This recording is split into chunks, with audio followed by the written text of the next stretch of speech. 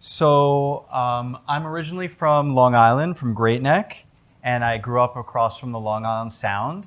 And I was, from a very young age, didn't understand why people couldn't swim in the water. And an environmental educator, when I was in fourth grade, came in with a mini aquifer, a display of an aquifer, which is how water is filtrated in Long Island, which was formed by a glacier. And he showed how if you put dirty water through this mini aquifer, how the water gets cleaned, but if you put like printer's ink in and that plume, then all the water that went through also got dirty, and it was like a light bulb went off in my head. And after that, I studied marine biology in CW Post. I also studied music, and that was my introduction to Japanese culture. My music teacher, Alan Wan, Japanese American, taught me about breathing, taught me about meditation, and that's kind of how I got interested in Japan.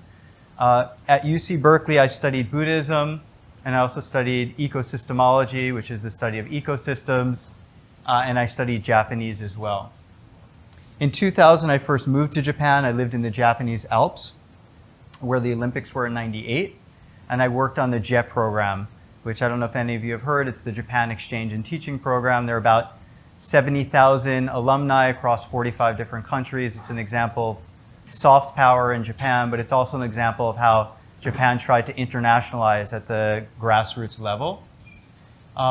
Afterwards, I studied Japanese in Yokohama. I then went on to earn a master's in environmental and information studies in Japan. And then I went on to do surveys for US forces, for the US military, for example, endangered species surveys. I then moved into a think tank. I contributed to various central government initiatives. In 2011, I came back to New York. I worked at a software startup on the theme of the topic of communication, and I also worked in distributed ledger technology. I won't go into too much detail, but in April 2020, I was first introduced to Kumano because a letter came from my father-in-law from Kumano that a piece of property was in disrepair. And I'd been married probably 12, 13 years at the time, and I didn't know he had property in Kumano. And he said, "Don't worry about it, I'm just gonna throw it away.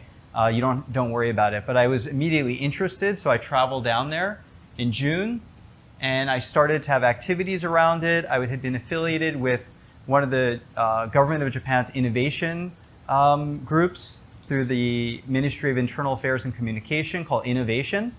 And I established it as a innovation network hub in late 2020, and then I established my company in 2021. I also did some interesting training with someone who had become another director in the company called Zen School, which uses Eastern modalities in order to encourage creativity and innovation. So I also wanted to introduce my guests here today briefly. I'm supported by two friends. First, Denise Penizotto. If you could just introduce yourself, I'll go through the slides. Hello, everybody. My name is Denise Penizotto. I'm a visual artist. I work in oil, gouache, clay, and wire, and I'm also a professor of religion and the arts at Hunter College. My work right now is all about regeneration. This is called When Odin Released the Ravens. It's really all about regeneration and the cycle of life. A lot of my work is metaphorical. This is actually quite a large piece, as you can see, 84 inches by 72 inches, and I try to consider regeneration throughout my work. I asked Denise to include this one with the raven because the myth of Kumano actually is that the archipelago of Japan was conquered by the first emperor, Tenmu, who followed a three-legged raven through Yamato, which is a bordering region of Kumano, to eventually unify the entire island of Japan, or the islands of Japan. I'm also joined by Yasuo Nomura, a good friend and artist. Nomura-san? Hello, my name is Yasuo Nomura. I'm originally from Japan. I've been living in New York for almost 4.5 years. I'm also a visual artist. That Recently, I have a new activity in space. So, I am doing a space art project. Deeply, my body of concept is aims to a higher dimensional space. Recently, I made a really huge experimental art installation. And next to my big dream, that we will be launch an art satellite into space. And this year, we got a part of the phase of this space art dream. My small art piece was delivered to the International Space Station this March. And there is a very unique point that the plate was attached to the outside of the station. Actually, it is exposed to space directly. And after a few months, this plate will be returned to Earth. It is the very first art piece that experienced outside of space. At the same time, I'm expanding it much more as a conceptual art connecting space and ground. Its name is Pion and Log Love Tour. Pion symbolizes higher dimensional geometry and message to our next decade. Because we human beings really step into the two space age era. This concept is very sympathetic to Adam's project. So far, we are discussing collaborating idea a lot. Yeah, thank you for taking this great opportunity, Adam. Thank you so much. Thank you, Yasuo. So the outcomes for today is I hope that you'll learn a little bit about Kumano, and you'll also learn about why the wood of Kumano, cypress and cedar, is unique. The products that I brought today are from a sawmill that my friend, it's a third generation timber mill in Kumano, he gave me to bring today. And you'll learn why it's kind of considered some of the finest wood in Japan, and maybe you'll be interested in learning more about it. I left my business cards on the desk. So I wanted to just tell you a little bit about also about Kumano Shindo. It means Kumano New Path, which is juxtaposed by Kumano Old Path, which is one of two UNESCO World Heritage Sites, which is a pilgrimage route. The other one is in Europe. And I built a community school, or I'm building a community school located along this UNESCO World Heritage Site called the Sacred Sites and Pilgrimage Routes of the Key Mountain Range. This is also Kumano. This is recognized about 1,300 wet rice paddies, one of the largest in Japan. This is another beautiful area. It's not just mountains, it's also ocean. This is Atashika Beach. The rivers flow from the mountains into the water, so the water is very soft. It's very beautiful there.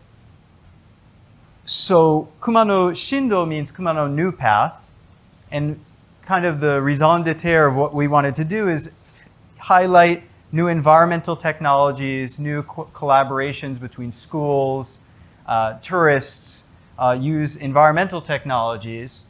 And the reason I found out that my father-in-law had property there is that my great-grandfather-in-law was the first teacher in an all-girls high school in the area in 1920. And he built the house that I'll show you today that I'm renovating with students from Japan. And learning this history has kind of become part of the work that I do in the community. So why is the wood of Japan so interesting? It's actually called the land of trees, Kinokuni. You may have heard maybe near Bryant Park there's Kinokuniya. That's the same characters for Kinokuni. It's Kinokuniya. And it's located here in this peninsula south of Tokyo. Actually, this area, Kushimoto City, is the southernmost city in Honshu, the main island of Japan. And these are the routes to go to the sacred mountains that are located in Wakayama Prefecture, but historically the area was called Ki. And the area that goes through Kumano City, which is on the Mie Prefecture side, is used by the Emperor of Japan when he travels from Ise, from the Grand Shrine to these holy mountains. So this is very detailed. It's basically the origin was a country where the god of trees dwell. It's in the original Chronicles of Japan that goes back to, I think, the 700s. It's mentioned kind of how it was established through the gods. It's also mentioned in the Kojiki, which actually predates the Nihonshiki. And this mentions again how Emperor Jinmu, sorry, I said his name wrong previously, passed through this area of Ki Kumano on his way to Yamato and conquering Japan. So this is the property. When I first saw it, it had been abandoned for about 25 years. I visited with a friend, and after a few visits, we transformed it, just a few days of work, we transformed it from this into this. And my graduate studies are in the restoration of traditional agricultural landscape in Japan, so it was a good fit. I was just happy to be able to work on this land. This is also the view in June 2020, and this is the roof that we put up in May of this year. These are the students from Kindai University in Osaka, and this professor is in Tada. Professor Tada is an architect in Kyoto. He has his offices there, and he recently earned his PhD in sort of the sacred sites of Kumano and restoration of those sites. So he's helped take over this project. We removed, God, I forget how many thousands of roof tiles, and it was a very large job. Underneath the roof tiles, these are boards, but underneath the roof tiles was actually cedar strips. So the cedar tree, the bark is stripped, and it was laid on the roof. This isn't a thatch roof design, but often traditional kawara, tile roof design has that feature. So some of the other things we do in addition to renovating this house is also most of our revenue is through creating online courses about climate change. So our recent work is creating a course for a Japanese National University on the Intergovernmental Panel on Climate Change's AR6, including several courses on built space. So we've spoken with people that are in your field. And then I wanted to speak a little bit about Nojimoku, who provided this wonderful wood here today. So Nojimoku has been our kind of champion. We've done several projects with him. His dream is actually to come to New York, so maybe one day he'll be able to meet all of you here. And I actually wanted to speak a little bit about Nojimoku, what it's like in Japan in a highly depopulating area with 15,000 people. 50 years ago, it had 60,000 people. That's super aging, what it's like for him, a former rock band musician, to take over his family's sawmill and try to create value. And a lot of that value that he's tried to create is working with designers and architects to create new product lines that don't exist on the market. So I'm just going to switch presentations. So this is a little bit about what Nojimoku does. So what is forestry? Forestry is, of course, the forest owners. It's the foresters. Does anyone here have experience with forestry or timber mills? Okay. Do you use timber or wood products in your work and design? Yeah. Where do you guys source it from? Like, where does Madeira source? Like, okay. Yeah, stuff from Canada. Okay. Great. We don't specify where things come from much, just the vendors that. Got it. I think a slide went forward, but there's the marketplace. There's the timber mill. This is my friend's timber mill. There's pre-cut factories. I think you can see some of the Japanese joint work here. Carpentry and construction. Of course, architecture and design wasn't included in this. And there are words in Japanese, at least, for the people who run different things, like a lumberjack is someone who fells the trees, a carpenter builds the houses. But there wasn't a really kind of a name for someone who actually manufactured the logs and beams in Japan. So my friend created a game and brought that game to hundreds of schools and businesses and universities in Japan to teach people about what the role of a timber mill is in Japan. And I won't go into too many of the details. It's like really, really detailed. But the game is called Seizai game because in Japan a timber mill does it Seizaisho. And basically, like the goal is to increase the value of a certain material, the A material, and then also to add value to trees through the creation of products. So you play the timber mill CEO, that's the game. And you pull these different tree cards, so you'll pick an untouched tree card, you'll put the wood cutting card on top of it, you'll start to create product, you'll sell the product. And then there are different processes, like after you plant, there's cutting and thinning, there's foresting activities, pruning activities that are all part of the game. And they work with students and they show them what it's like to actually fell the trees as part of their work. These are called seri in Japan, this actual raw form of lumber. And they learn intimately when they go to if they were to go to the yard, how that sales process takes place. And basically you saw how they sort of give prices. And a lot of the prices and why this Kumano wood is so fine is because there are few knots in the wood. So it's completely solid wood, but the way that they raise the wood from a very young age is they have a management technique where they take off the branches, it's called eraharai, and as a result you get wood without any knots in it. And that's a unique technique to this area of Japan in particular. So it's not the volume isn't what they seek, but it's actually this high quality without these knots in it. And you can see these branches, if they grow up and then the tree is taken down, these will form the knots in the wood. And you prevent that by doing these management activities.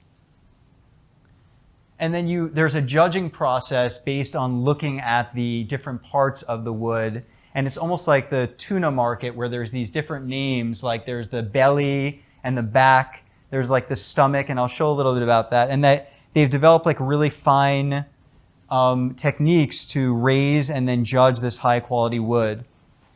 And this also shows what they're learning about where the different products come from within this is a diameter cross section. So the beams are coming from the middle, the flooring would be coming from the middle or the sides, and these people are learning how do they get the most added value out of timber. Is it better to get a beam? What's the price of the beam, etc. And then they understand the application of it with the horizontal beams, the hari, the vertical beams, the hashira, floor, and also stairs. And they learn about different assigning value, and it's quite complex, and I won't go into all the details. This is what I had mentioned earlier about the different parts of the tree. The red meat here, the stomach, the core, the back, and the white fat. So it's very similar almost to like the tuna marketplace model. These are what the students are learning. So they're learning details about primary industry from people that manage primary industry in Japan and have great pride in their work. This is a little bit about different Japanese architectural components like the kamui and the shiki. I don't need to go into much detail, but you'll see that the use of the grain later is very integral to how the Japanese rooms are created. What's considered to be a beautiful grain in the kamui. And this is their take on it. Maybe you guys can say if it's correct or not. But they said, what's the difference between the use of wood in Japanese style versus overseas, being here and Europe? Is both examples reflect countries with wood cultures, but the overseas design uses painting and shape processing, while the Japanese style rooms are designed to be straight and show the grain of the wood. The beauty of the wood grain created by Japanese craftsmen reflects a wisdom that compensates for the inherent shortcomings of the wood, born of knowledge and experience. Does this resonate with you with how wood is used in your projects? Okay. This talks a little bit about the different areas in Japan and the largest production. In Japan, the largest production is happening in Tohoku, where the earthquake happened in 2011, in Kyushu, the southwestern island, and Hokkaido, the northeastern island, with very little actually taking place, the least out of all these regions taking place in this Kinki region. What I'll review briefly today is how do they survive amid those challenges. This is a breakdown of different ways that the wood is, from wood for construction to pressed board to wood chips and biomass materials in blue, wood chipping in yellow, pressed board in orange, and other pressed board and chip activities in pink. And this is an example of how they rank the wood. And you'll see actually that this is general wood. So with these imperfections or this darker area of the core extending out to the rings. And this is Kumano wood, and you'll see that this A rank wood, which a lot of this is A rank wood that I brought here today, has less of this dark area in the middle. So you're finding more of that, I think, that white fatty part that they talked about. These areas are also in the Kii Peninsula. Yoshino is famous for cherry trees. So the cherry trees are all the same trees, like the one in DC. There are the Yoshino trees, and Owase is also near Kumano. Japan has one of the highest percentage of forest coverage in the world, and also has a high percentage of artificially planted forests or human designed forests. So this is Japan here. And this light green is human managed forests. But actually their wood self-sufficiency, and this is due to pricing matters, especially from China and other areas. This orange part shows that their total forest volume and their total wood self-sufficiency. So in the United States, which is here, the total forest area is here and the self-sufficiency is here. So this is going to be, they're taking in, I guess, I don't know if this is the total volume of wood used, I apologize, but basically they use very little of their own wood in Japan.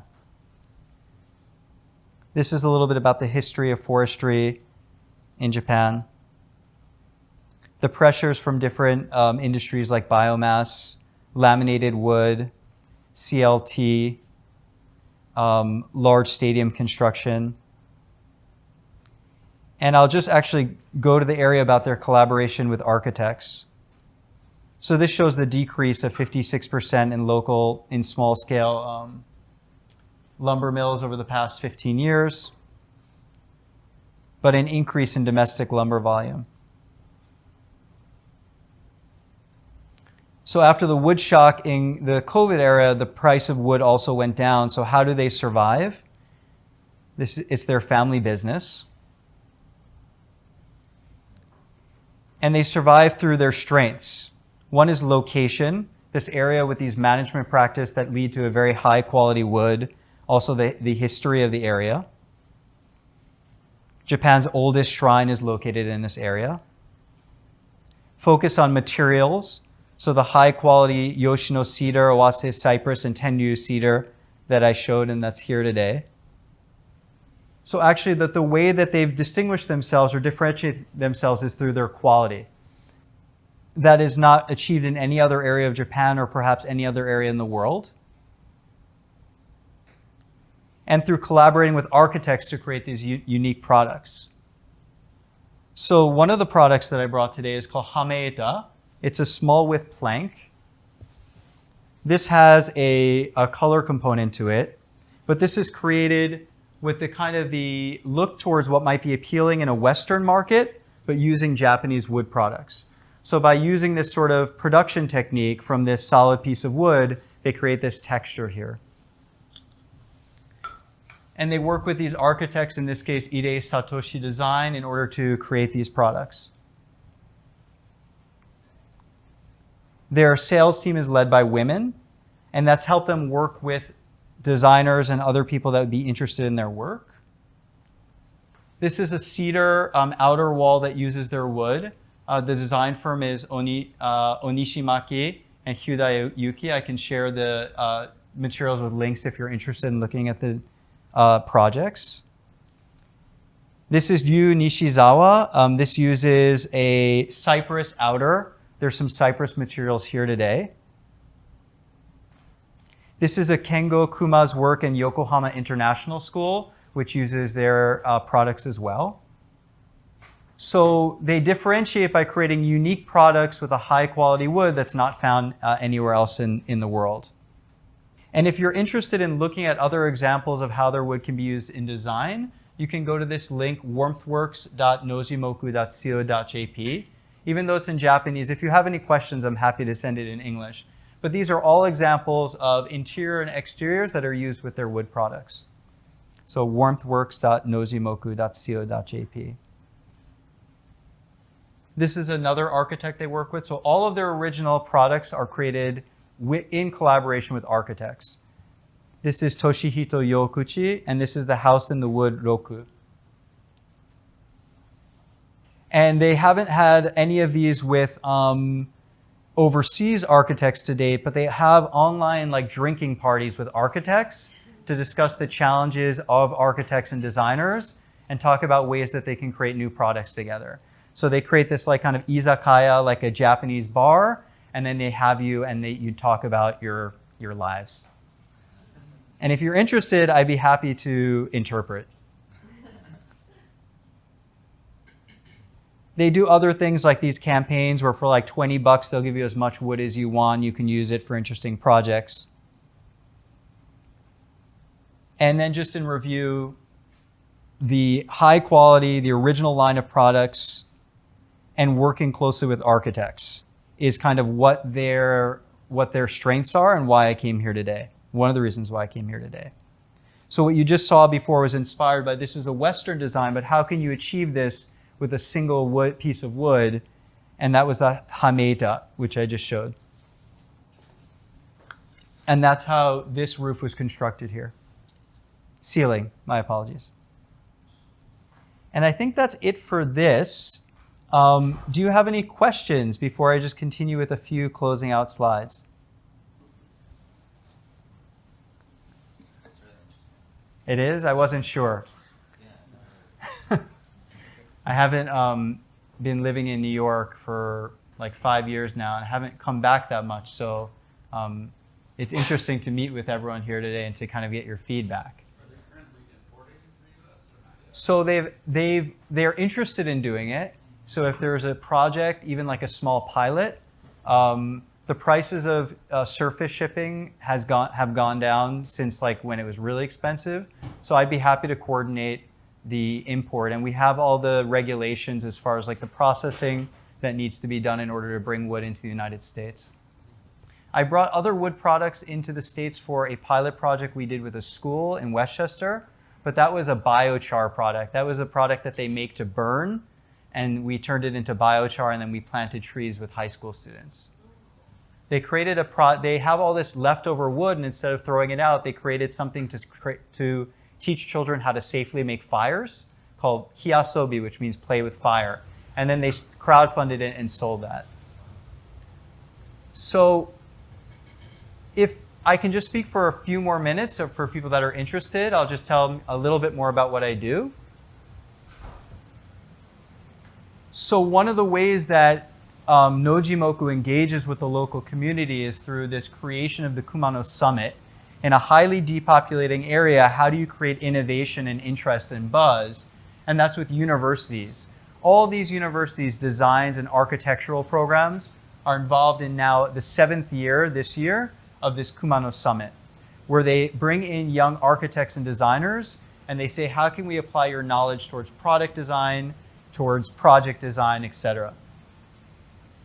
So these are students from Kindai University, and this is my project in Kumano, the renovation of a 100-year-old farmhouse. This was taken last week, where we used, where the students learn how to basically, this is not wood, this is metal. The west and north faces will be used metal sheeting, and then the southern and eastern faces will be wood siding, original Kumano wood siding. But these are the students learning from the very beginning of demolition of the roof through the final project completion. They're all working on the project together. So this will be the center of our environmental education programming. And Denise talked a little bit about regeneration, but regeneration has been kind of a central theme. This was during Zen school, which we conducted in virtual reality. So we've been doing a lot of work, well, my partners have in virtual reality. And this was kind of a moment where I had like an epiphany, and supposedly this like light came out of my head. And just kind of the Zen school and the Zen process the innovation process is well encapsulated in the 10 ox pictures. Have you heard of the 10 ox pictures? Okay. So this is basically a picture of like taming the ox and then finding out that basically the passion, being the ox, was really inside of you and not outside of you. So a process of regeneration or discovery through meditative or relaxation as opposed to kind of a doing, which is very consistent with the Zen, which comes from Chinese Chan, which incorporated a lot of the Taoist thinking of do nothingness or non-activity. And in regeneration, which is kind of central to our paradigm, moving from an extractive to sustainability and beyond sustainability. So if you look at how CO2 emissions are, even though the rate of increase has decreased, the rate is still increasing. So if we sustain our current society, it's not sustainable. So how do we use the natural regenerative capacity of the earth through biomimicry and other land management techniques in order to improve our quality of life? This is just an organizational overview of our mission to create a regenerative society and our values, which include working with the people of Key in a very deep matter. So like working with, the older citizens, people in their 60s, 70s, and 80s, doing interview reports, many of the things that you do when you're on site and are maybe doing a new construction in an area where there's been old construction. What are the memories that the people have of that site? How can we incorporate some of those memories into the new site? For example, taking off tile roofs and grinding them and lining the sidewalks with them so they have a remembrance of their previous home. Most of our line is through our restoration of Satoyama, which is the traditional agricultural landscape of Japan, environmental education, including IPCC AR6, transforming today's energy sector and a low-carbon future. If you're interested, my partner in Portland has done a lot of work with the Forest Service of Oregon on mass timber, so large mass timber products in Oregon. We also do early childhood education for local children in themes including school gardening curriculum, microclimates, supporting beneficial insects, ecosystem symbiosis interactions, and mindfulness for children. This is our board. Miki-san is the creator of Zen School and also runs the largest mindfulness and Zen conference in Japan, which will happen in September. It's also online. Carolina is a master of natural resource management. She was in Portugal, and she spent 4 months on the land last year creating a master plan.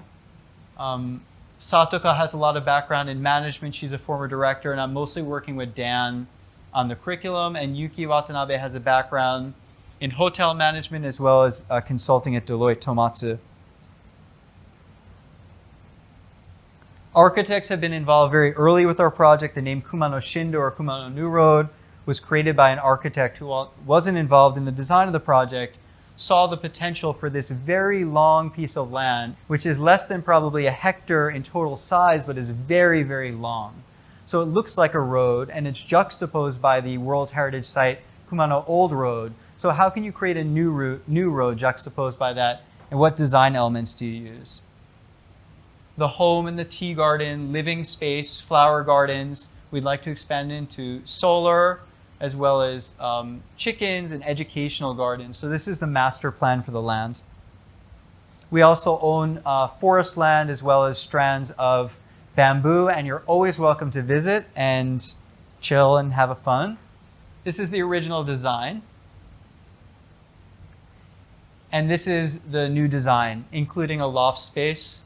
And we put on the new roof, we put on some of the siding. So that's like pretty much it. If you have any questions, I'm happy to answer. And I just wanted to thank everyone for their time today. Do you guys have any questions? Okay. Thank you. Thank you. Thank you for having me. And please, if you have any questions, I put my cards on the table. I'll leave those samples for you as well, so you can keep those. And just kind of an overview of the samples. This is a cedar sample of a higher grade. This is a cypress, so you can smell the cypress. That smells so nice. Yeah. You should just keep one of those. So if your clients are interested in like cypress baths or walls or ceilings, please don't hesitate to reach out. Thank you.